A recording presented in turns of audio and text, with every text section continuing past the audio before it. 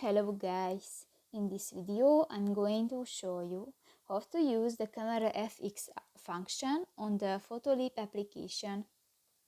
But first of all, I just want to mention, please don't forget to subscribe to our channel, because at 100,000 subscribers we are going to show you our YouTube revenue statistics and growth strategy, how to make money online.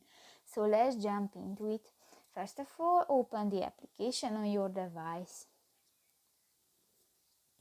Tap to the third option, the animate, at the upper side of the screen, and select a picture from your gallery.